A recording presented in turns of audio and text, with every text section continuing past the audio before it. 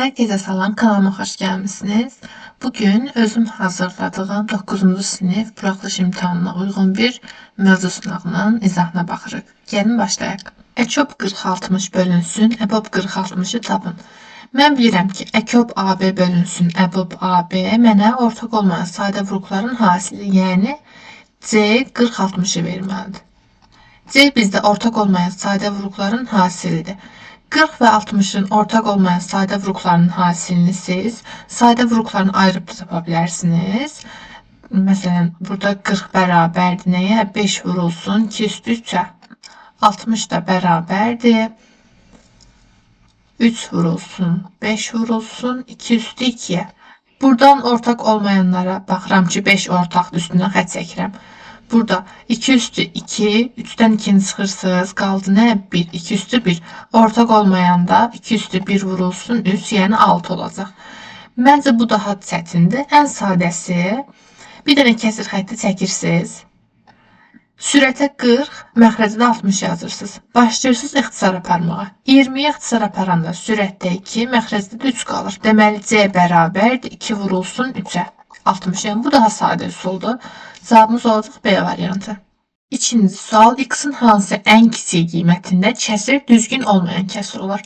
Düzgün olmayan olması üçün sürət 4x çıx 3 13'dən böyük və ya 13'ə bərabər olmalıdır. Mən bərabərsizliyi həll edirəm. 4x böyükdür bərabərdir 16'dan. X da böyükdür bərabərdir 4'dən. Bizə deyir ki, x-in hansı ən kiçik qiymətində? Elə ən kiçik qiyməti də 4'ə bərabərdir. B variantı. Bunu əli doxun çəkməklə də görmək olar. Deyir ki, x 4'dən 4'ə bərabərdir. Dairənin içini dolu şəkildə göstərirəm və 4'dən böyükdür, yəni sağ tərəfə doğru. İndi mən burada görürəm ki, ən kiçik təbii ki də solda olandır. Yəni ən kiçik nəyə bərabərdir? 4'ə. Üçüncü sual. Bir maşınla qumun hamısını 5 saata, digəri ilə 6 saata daşımaq olar.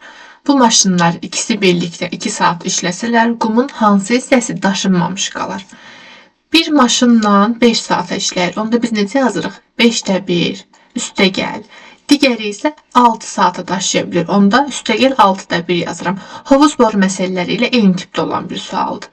Deyir ki, bu maşınlar ikisi birlikdə 2 saat işləsinlər. Onda mən mötərizəyə alıram, yazıram. Vurulsun 2. Bərabərdir.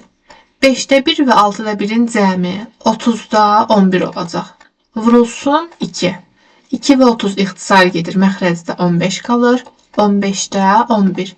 Bu aldığım cavab işin görülmüş hissəsidir. Mənə deyir ki, qumun hansı hissəsi daşınmamış qalar, düzdür? Onda mən 1'dən, yəni bütövdən çıxıram, işin görülmüş hissəsi, yəni qumun daşınmış olan 15'də 11 hissəsini çıxıram. Cavab da olur 15'də 4, yəni A variantı.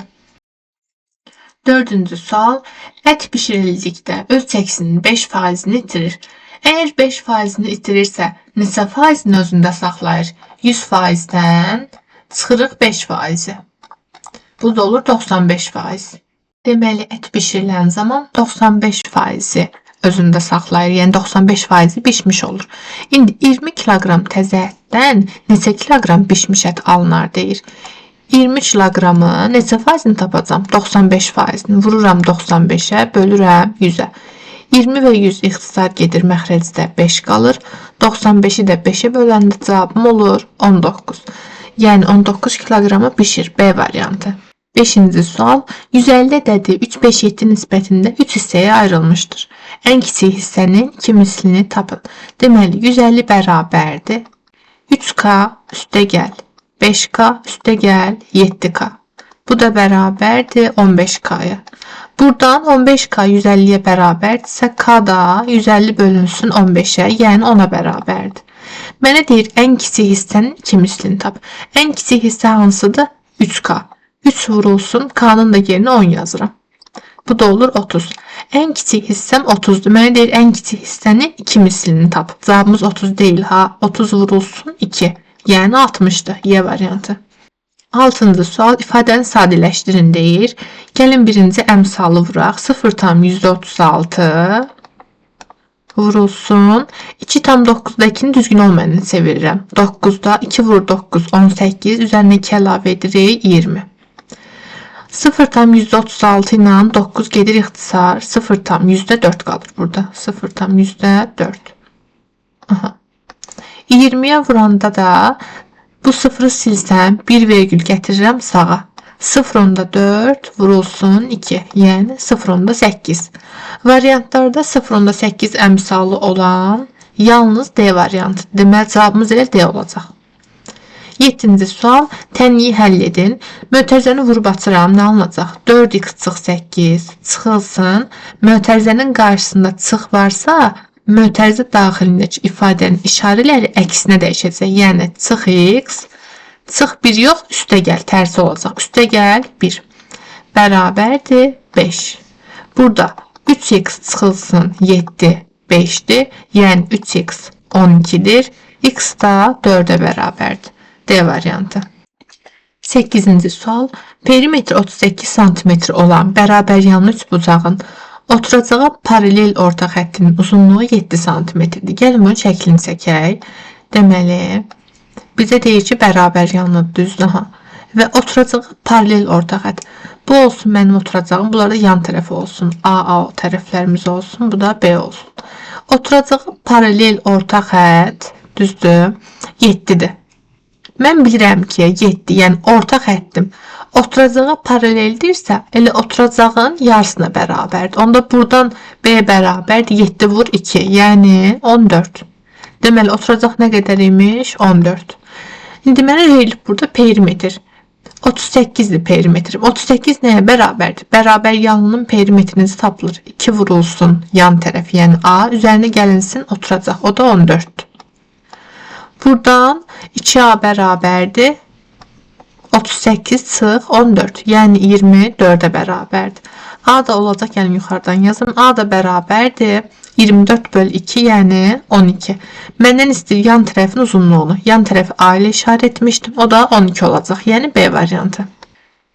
İndi baxırıq 9-cu suala. Deyir ki, D1 D2'ye paraleldir. Bucaq A 100 dərəcədir, ABC 40 dərəcədir. C bucağını tapın. Bunun normalda düsturla həlli var. Amma düsturla həlli sevməyən şagirdlər var. Ona görə gəlin bunu tətbiq etməklə həllindeyim. Deməli, D1 D2'ye paraleldir. Mən D1 və D2 düz xəttlərini qırıq-qırıq uzadıram. Və mənə deyir ki, bucaq A 100 dərəcədir. Düzdür? Bucaq A'nın əgər biz bilirik ki, 2 paralel düz xətt var və üçüncü bir düz xəttlə kəsişirsə, burada daxili çarpaz, uyğun, xarici çarpaz, bir tərəfli bucaqlar əmələ gəlir. Və 100 dərəcəyə uyğun bucaq, yəni D1'in üstündəki 100 dərəcəyə D2 düz xəttinin üzərində 100 dərəcə olan hissə bax buradır. Uyğun bucaq 100 dərəcə. Mən uyğun bucaq qeyd etdim. Daha sonra mənə ABC bucağı verilib. Bucaq ABC. Bax bu hissə verilib. Deyir ki, bura 40'dır. İndi bura 100'dürsə 100'ün qonşusu nə olacaq? 80 dərəcə düzdür. Qonşu bucaqların cəmi 180 olmalıdır. İndi bax bu kiçik üç bucağı buradan çəkirəm. Biraz böyük çəkim də. Aha. Kiçik üç bucağı buradan çəkdim. İti bucağının biri 80'dir. Digəri 40'dır. Qaldı bir dənə bu hissə düzdür. Bura bir dənə mən x desəm, x tapmaq üçün üç bucağın daxili bucaqlarının cəmi 180 olmalıdır. Onda 180'dən çıxıram 80 və 40'ın cəmini, yəni 120'ni. Bu da olur 60 dərəcə. Deməli mənim bax bu daxili bucağın, bax bu hissəm neçədir? 60'dır. İndi bura 60'dırsa 60'ın qonşusu nə olacaq? 180 çıx 60, yəni 120. Məndən də istəyir bucaq C-ni, yəni 120 dərəcəni istəyir. A variantı. 10-cu suala baxırıq. Deyir ki, n çıx m 7'dir. N'də 1 çıx m'də 1 mənfi 18'dir. 7 olarsa kvadratlar cəmini tapın. Deməli, burada mənə verilən, bax bu ikinci tənliyi mən ortaq məxrici gətirirəm. Gəlin buradan yazaq. Burada yer daha çoxdur. N'də 1 çıx m'də 1 bərabərdir mənfi 18'də 7'yə. Bir saniyə. İndi davam edirəm. N və m ortaq məxrəcə gətirsəm, n vurulsun m olacaq. Burada neçəyə vurdum? M-ə. Burada neçəyə vurdum? N-ə. M çıxılsın. M vur n-də sürət olacaq n. bərabərdir mənfi 18-də 7. Məxrəc artıq eyni. Düzdür, gəlin elə ortaq məxrəcdə yazaq. M-də m çıxılsın n bərabərdir 18-də, deməli mənfi 18-də 7-yə. Əgər bizdə baxın indi n çıx m nəyə bərabərdir? 7-yə. Yadınızda saxlayın. N çıx m 7-dirsə m çıx, deməli m çıx n əksi olacaq. 7-nin əksi, yəni mənfi 7 olacaq. İndi mən m çıx n-in yerinə yazacağım mənfi 7. Deməli, sürətdə mənfi 7-dir. Məxrəc m-in olduğu kimi qalsın. Baxıram ki, mən burada hər tərəfi mənfi 7 ixtisar aparsam, burada da 1 qalacaq, burada da 1 qalacaq. O zaman m-in bərabərdir nəyə? Elə 18-ə. M-in bərabərdir 18. Məndən istəyir m-in kvadratı üstə gəl n-in kvadratı. M kvadratı üstə gəl n kvadratı. Və mənə nə verilib? N çıxılsın m, düzdür? Mən də bilirəm ki, bu ifadəni köməkçi müxtəsər olmaq üstürü sayəsində bu şəkildə yaza bilərəm. M çıx və yaxud da n çıx m-in kvadratı üzərinə gəlinsin 2m-in. Bu şəkildə hesablanır. Köməkçi müxtəsər olmaq üstürdür. Bilməyənlər qeyd etsin. İndi n çıx m-in sədri bizdə 7. 7-nin kvadratı olacaq 49. Üstə gəl 2 vurulsun. M-ni tapdım 18. Bu da bərabər olacaq neçəyə? 85-ə. Yəni A variantı. İndi isə baxırıq 11-ci suala. Hesablayın deyir. Mən də bilirəm ki, kökün dərəcəsi burada 2-dir. Yazılmayan 2-dir. Cüt dərəcədən kökün altından mənfi çıxa bilməz. Modulla çıxmalıdır. İndi burada kökün dərəcəsi 2-dir. 2 ilə, bax bu qüvvətdəki 2 ixtisar gedəcək. Yenə 2 ilə, deməli kök altı gedir. Qüvvətdəki 2 ilə kök altı gedəcək, düzdür? Hər birində gedir. Və mən modulda çıxartmalıyam. Modulda 14. Üstə gəl. Modulda mənfi 11. Çıxılsın modulda 11. Çıxılsın modulda mənfi 8. Bərabərdir. İndi modulu açıram. Mən də bilirəm ki, modulda mənfi çıxmır. Müsbət çıxmalıdır. 14 üstə gəl. 11 çıx. 11 çıx 8. 11 ilə 11 islah getdi. 14 çıx 8 də bizdə bərabərdir 6-ya. Yəni A variantı. Elə 12-ci suala da burada baxaq. Deməli, A çıx B 2-dirsə 4A çıxılsın 4B. Mən buradan 4-ü vuruq kimi mötərizənin kənarına çıxardıram. Geriyə qaldı nə? A çıxılsın B. 4 vurulsun. A çıx B-də neçəyə bərabərdir? 2-yə. Bu da bərabərdir 8-ə. Yəni B variantı. 13-cü sual hesablamadır. Mənfi 3 üstü 4. Əgər qüvvət cütdürsə və mötərizə varsa, mənfi yox, cavabı müsbət olacaq. Yəni, müsbət 3 üstü 4 olacaq cavab. Vurulsun. 12-nin kvadratı yazılıbdır. Gəlin biz 12-ni parçalayaq. Belə yazaq. 3 vurulsun 4 kimi yazıram 12-ni. Qüvvəti də 2-də olduğu kimi saxlayıram. Bölünsün. 6 üstü 2-nin kvadratı. Elə bu da 6 üstü 4 deməkdir də. Qüvvətlər bir-birinə vurulur. Bərabərdir. Daha sonra da nə edə bilərik? Bunu belə yazaq. 3 üstü 4 vurulsun. 3 üstü 2 vur. 4 üstü 2. Yəni burada qüvvətlər 1-dir. 1 vur 2, 1 vur 2. Parçaladım da. Məxrəcdə isə 6-nı yazıram. 2 vurulsun 3. Qüvvətini də 4 olduğu kimi yazıram. Bərabərdir. 3 üstü 4 ilə 2 toplanır. 6. 4-ü də gəlin belə yazaq da. 2 üstü 2. Qüvvətdə də yenə 2-dir. Məxrəcdə də 2 üstü 4 vurulsun 3 üstü 4.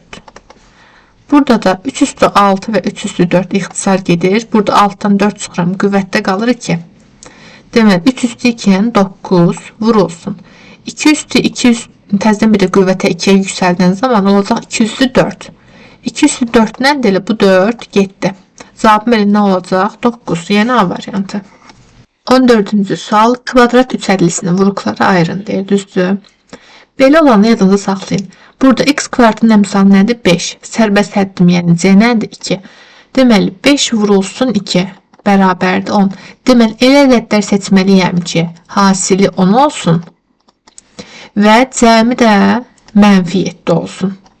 Mənfi 7 də cəmi olsun. Elə bu da mənfi 5 və mənfi 2-dir. İndi mən bu üç ədlini Yəni 5x kvadratı mənfi 7x-i parçalayıram. Bax bu mənfi 5 ilə. Mənfi 5x çıx 2x kimi yazıram. Yəni əslində heç nə dəyişmədi də. Mənfi 7x, mənfi 5x çıx 2x-ə bərabərdir. Heç nə dəyişmədim. Sadəcə toplanan kimi yazıram. Üstəgəl 2 bərabərdir. İndi artıq ortaq vuruğu kənara çıxarda bilərəm. Buradan 5x-i kənara çıxardıram. 5x vurulsun. 5 getdi. X-in qüvvəti 2 idi. Qüvvəti 1-i çıxartdım vuruq kimi. Bir dənəsi qaldı. Çıxılsın 1. Buradan da 2-ni ortaq vuruq kimi çıxardıram. Çıxılsın 2. X çıxılsın 1 qaldı. Çünki mənfi 2-ni mənfi 1-ə vurmalıyam ki, müsbət 2 versin. Və indi baxıram ki, mən yenə ortaq vuruq aldım. X çıx 1. Bunu da belə yazaq. X çıxılsın 1 vurulsun 5x çıxılsın 2. Bu da olacaq hansı variant? Deməli 5x çıx 2. Y variantı. 15-ci sual. Çevrənin ən böyük vətəri 10 cm-dir. Çevrənin ən böyük vətəri bilirəm ki, diametridir. Deməli, çevrənin diametri 10 cm-dir. Çevrənin uzunluğunu tap. Çevrənin uzunluq düsturudur elə pi d-yə bərabərdir. Yəni, pi vurulsun 10. 10 pi olacaq cavabımız A variantı. 16-cı sual. 2 rəqəmli ədədini tapın deyir. Deməli, burada mən artıq açmalıyam mərtəbə vahidlərinə uyğun olaraq. Necə açıram? 10A üstəgəl B üstəgəlinsin.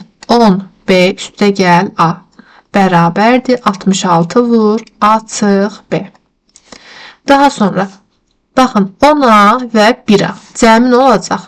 11A 1B və 10B cəmi də olacaq 11B bərabərdir. 66 vurulsun A çıx B. Mən buradan 11-i mötərizənin kənarına çıxartsam 11 vurulsun A üstəgəl B bərabərdir. 66 vurulsun A çıx B. Deməli, hər tərəf 11-ə bölsəm, yəni ixtisar aparsam, burada 6 qalır. A üstəgəl B bərabərdir. 6A çıxılsın 6B. Burada A'ları 1, B'ləri də bir tərəfə yığmaq lazımdır. Gəlin A'ları sağ tərəfdə, B'ni də sol tərəfdə keçirəm. Deməli, B üstəgəl 6B, 6A çıxılsın A'ya bərabərdir. 7B bərabərdir 5A'ya. Mən də bilirəm ki, həm A, həm də B rəqəmlərdir.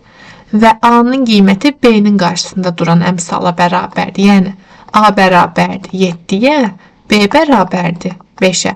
Bizdən AB 2 rəqəmli ədədini istəyirsə, AB 2 rəqəmli ədədi də 75-ə bərabərdir.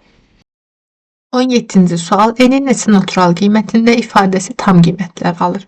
Deməli, belə yazaq da, deməli, sürəti məxrəcə bölək, yəni parça-parça yazaq. N kvadratı bölünsün N, üstəgəl. N bölünsün N, çıxılsın 8 bölünsün N. Baxıram ki, burada N kvadratını N-ə böləndə nə alınır? N. N-i N-ə böləndə 1. Çıxılsın 8 böl N.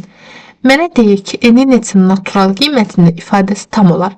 Deməli, N özü natural ədədlər çoxluğuna aiddir. Amma ifadənin özü necə olmalıdır? Tam qiymətlər almalıdır. Yəni, Z tam ədədlər çoxluğuna aiddir. Mən də görürəm ki, onsuz da N naturaldır. 1 də naturaldır. Bunların cəmi naturaldır. Deməli, həmçinin tam olacaq da. O zaman sadəcə 8 bölünsün N necə olmalıdır? Tam ədəd. O zaman deməli, N 8-in natural böləni olmalıdır. Düzdür? Yəni, N bərabərdir 8-in bölənləri. 1, 2, 4, 8. Deyəcəksiniz ki, tam olması üçün mənfilərini də götürəm. Mənfisini götürmürəm. Nəyə görə? Çünki deyir ki, N natural olsun. Ona görə yalnız müsbət qiymətlərini götürürəm. Bu da 4 dənədir. Bizə deyir neçə qiymət? Neçə qiymət oldu? 4 qiymət. 18-də bu cəmi tapın deyir. Baxıram ki, kvadrat tənliyimin x kvadratının əmsalı nədir? 1. Deməli, bu kvadrat tənlik çevrilmiş formadadır. Çevrilmiş. Çevrilmiş kvadrat tənlikdə mən Viye teoremini tətbiq edə bilərəm. Deməli, bu tənliyə əsasən x1 və x2-nin cəmi və x1 və x2-nin hasili nəyə bərabərdir? Cəmi mənfi B-yə, yəni mənfi 10-un əksi nə olacaq? Müsbət 10. Hasilim isə sərbəst hədd 7-yə bərabərdir. Bax, bunlardan istifadə edəcəm. Deyir ki, x1 vur x2-nin kubu və x1-in kubu vur x2. Mən buradan ortaq vuruq yazıram. x1 vur x2. Bax, bunu ortaq vuruq kimi mötərizənin kənarına çıxardıram. x1 vur x2-ni ortaq vuruq kimi çıxartsam, burada nə qalacaq? x2-nin birini çıxartdım. 3-dən 1 çıxıram 2. x2-nin kvadratı qaldı. Üzərinə gəlinsin. Eyni qaydada burada da x1 vur x2-ni çıxartmışam. x1-in biri getdi. 3-dən 1 çıxıram 2 qaldı. Deməli, x1-in kvadratı qaldı. Mənə x1 vur x2 7-yə bərabərdir. Bu verilibdir. 7 vurulsun. Qaldı məndə x1 və x2-nin kvadratlar cəmini tapmaq. Yenə eyni qaydada. Bu özü də bükülmə düsturdur. Kvadratlar cəmi, deməli, buradan yazaq da. A üstə gəl B-nin, deməli, kvadratlar cəmi A üstə gəl B-nin kvadratından çıxmalıyam 2A B-ni. İndi burada A və B-nin yerində x1 və x2 dayanıbdır, düzdür? Cəm nəyə bərabərdir? 10-a.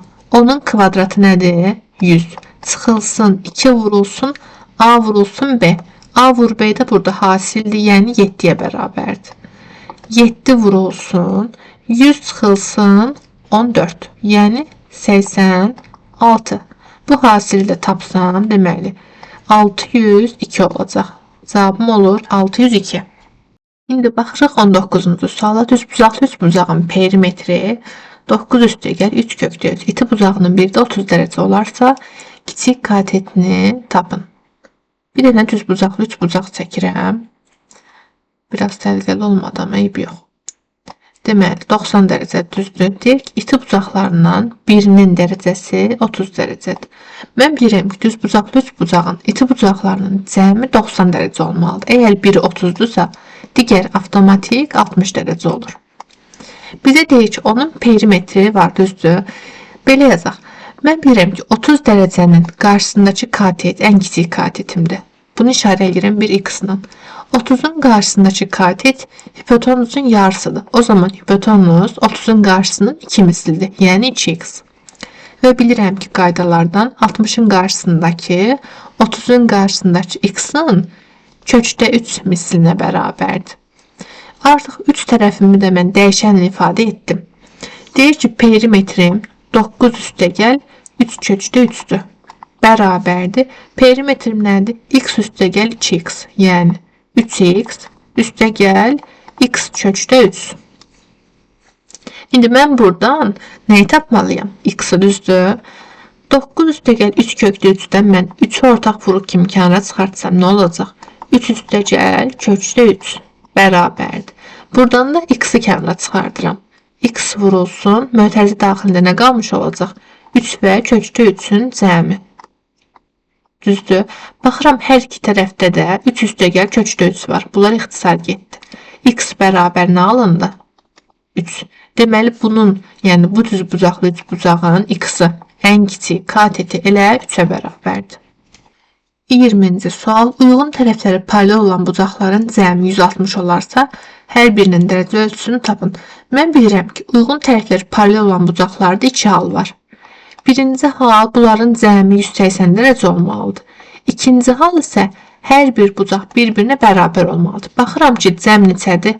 160. 180 deyil ki, deməli birinci hal deyil. İkinci haldır.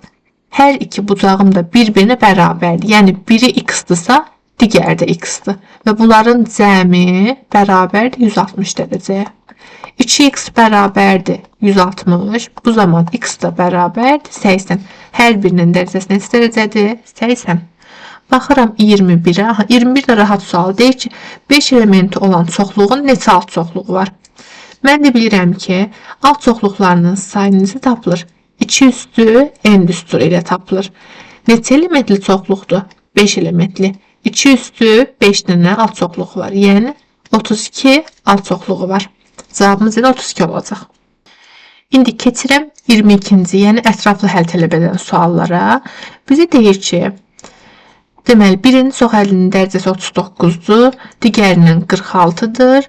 M üstü 5 vur, n üstü 11 çoxəllisinin dərəcəsini tap. Deməli, burada nə edəcəm? Birinci mənə nə deyir?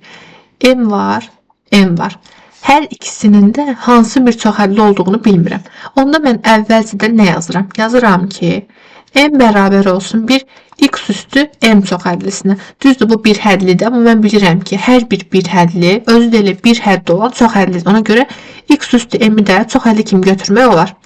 Mən M-i x üstü M kimi işarə edirəm. N-i isə x üstü N kimi işarə edirəm.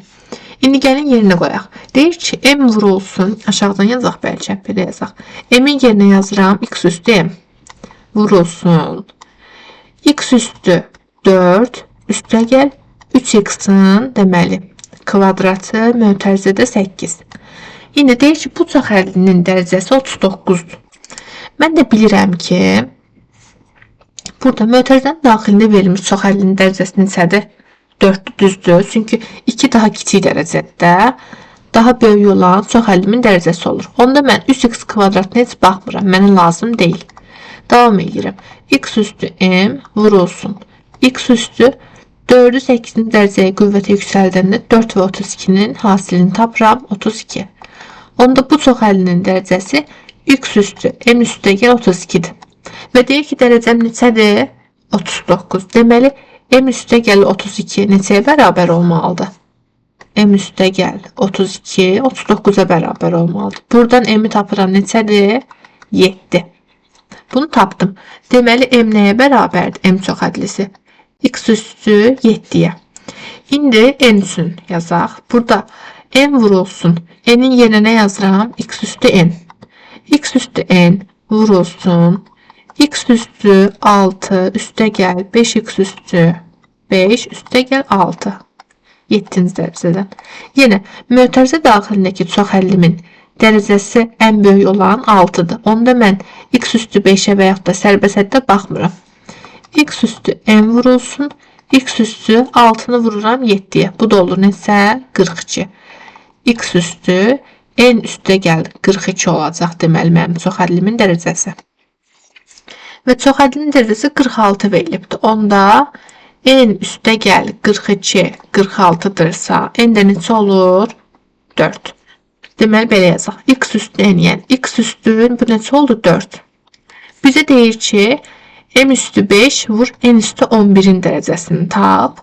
Deməli, m üstü 5. M nə idi? X üstü 7. 5-ci dərəcəyə yüksəldirəm. Vurulsun n. N x üstü 4 idi.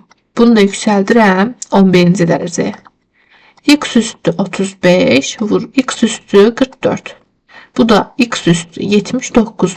Deməli, alınan çoxəllinin dərəcəsi neçədir? 79. Cavabımız olacaq neçə? 79. 23-cü sual. 2 yeşikdən satılan 440 kiloqram meyvənin 20% almadır. Deməli, belə yazaq da. 2 yeşik var. Birinci yeşik, ikinci yeşik.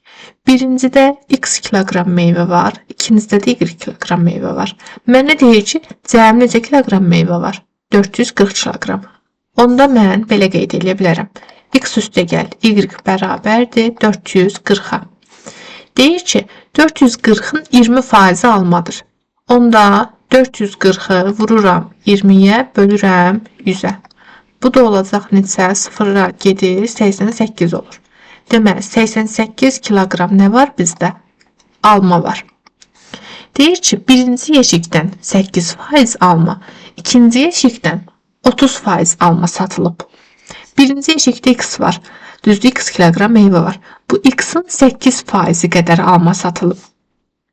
Onda belə yazaq da, x-dan satılan 8%-dir. Vur 8 böl 100. 0,8x satılıb.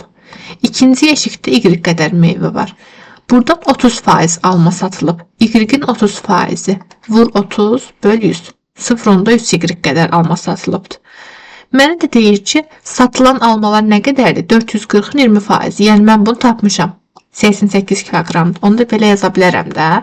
0,8x üstə gəl 0,3y bərabərdir 88'ə. Bizə deyir ki, ikinci yeşikdən neçə kiloqram meyvə satılıb? Yəni ikinci yeşikdə cəmi nə qədər meyvə var idi? Y soruşur bizdən. Y bərabər sual. Deməli, mən bax, burada yazdığım təniklər sistemini həll etməliyəm. Gəlin bunun həllini də aşağıdan yazaq. Deməli, x üstəgəl y bərabərdir 440. 0,8x üstəgəl 0,3y 88. Burada birinci gəlin. Hər tərəf ikinci tənliyi vuraq ona.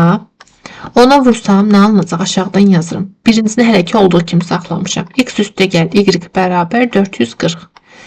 İkincini isə ona vurmuşam. 0,8'i ona vuranda 0,8x alınır. 0,3 ona vuranda 3y bərabər 88 də mütləq ona vurun. Bax, unutmayın ha. 880. İndi baxıram burada. Y-in əmsalı yuxarıda 1'dir, aşağıda 3. 1 və 3'ün ekobunu tapıram. 1 ilə 3'ün də ekobu nədir? 3. Düzdür, aydındır ki 3'dür də. Onda aşağıdakı tənliyim olduğu kimi qalsın. Yuxarını isə 1'i 3'ə gətirmək üçün nəyə vurmalıyam? 3'ə. Onda yuxarıdakı tənliyi vururam 3'ə. İndi baxaq görək nə alınacaq. Deməli, 3x üstəgəl 3y bərabərdir 1320. Aşağıda isə olduğu kimi qaldı. 0,8x 3y 880'ə bərabərdir. İndi mən bu iki tənliyi alt-alta çıxsam nə alınacaq? 3x-dan çıxıram 0,8x-i. 2,2x. 3y-lər getdi. 1320'dən çıxıram 880'ə.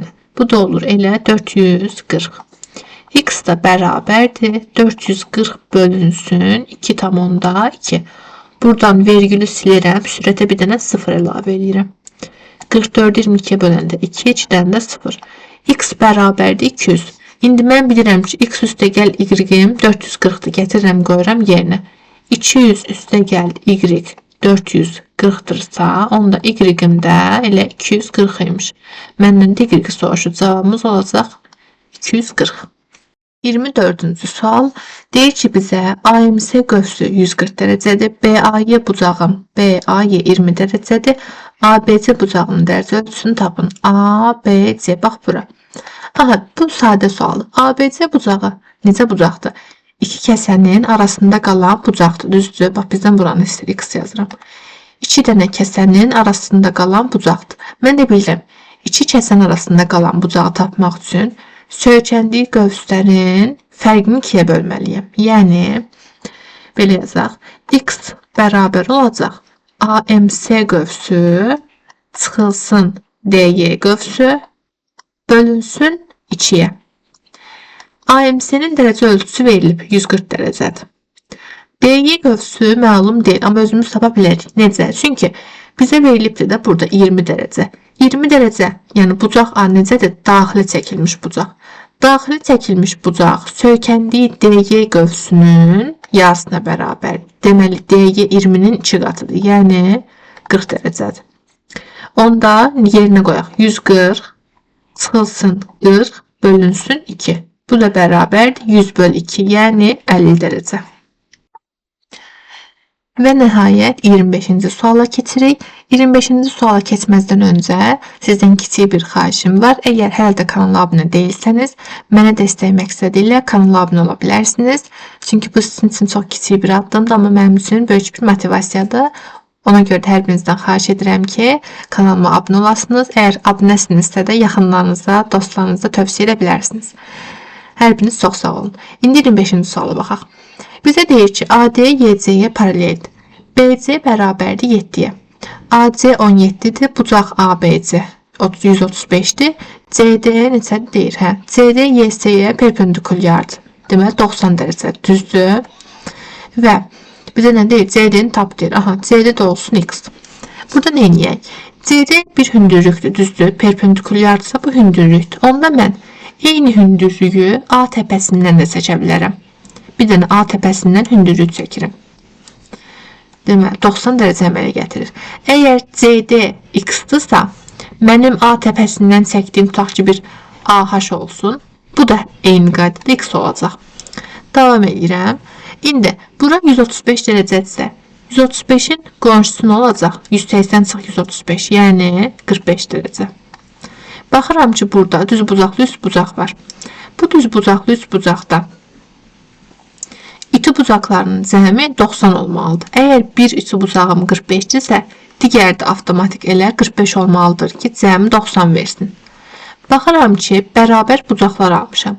Mən də bilirəm ki, bərabər bucaqların qarşısında duran tərəflər bir-birinə bərabər olmalıdır. Yəni, əgər mənim 45-in qarşısında duran AH-ım X-dırsa, digər 45-in qarşısında duran HB də olmalıdır X. Və eyni qaydada baxıram ki, 3 bucaq AHC-yə 90 dərəcə var və deməli bu AHC 3 bucağım düz bucaqlı üst bucaqdır. Onda mən Pifaqor tətbiq edirəm. Yazaq bura Pifaqor. Pifaqor tətbiq edirəm. AH-ın kvadratı üstəgəl HC-nin kvadratı bərabərdir AC-nin kvadratına. AH X yazmışam, yazıram X kvadratı üstəgəl. HC burada X və 7-nin cəmidir. Yəni, X üstəgəl 7-dir.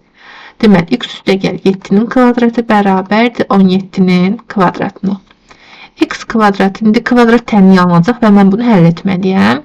X kvadratı üstəgəl 14X üstəgəl 49 bərabərdir 289-a. 2X-in kvadratı üstəgəl 14X çıxılsın 240 bərabərdir 0-a. Hər tərəf 2-yə bölürəm, daha sadə rəqəmlər olsun deyə. X kvadratı üstəgəl 7X çıx 120 bərabərdir 0. Artıq baxıram ki, bu, deməli, X kvadratın əmsalı nədir? 1, düzdür. Çevrilmiş kvadrat tənlikdir. Çevrilmiş kvadrat tənliyi də mən V-lə həll edə bilərəm. V-ə görə tənliyin köklərinin cəmi nədir? 7-nin əksi, yəni mənfi 7. Tənliyin köklərinin hasili isə sərbəsəddə bərabərdir, yəni mənfi 120. Bu da mənfi 15 ilə 8-dir. Hasili mənfi 120, cəmi də mənfi 7. Mən də bilirəm ki, 3 bucağın tərəfinin uzunluğu mənfi ola bilməz. Deməli, x bərabərdir 8-ə. Məndən də C-dəni, yəni x istəyir. Cavabım olacaq neçə? 8. Bugünlük bu qədər uşaqlar. İzlədiyiniz üçün təşəkkür edirəm. Bu cür videoların davamının gəlməyini istəyirsinizsə, kanala abunə olmağı, videonu bəyənməyi və şərh yazmağı unutmayın. Və siz də şərhlər bölməsində hansı video izahlarının, dərs izahlarının, test izahlarının gəlməyini istəyirsinizsə, şərh yaza bilərsiniz. Hər birinizə uğurlar arzu edirəm. Hələlik.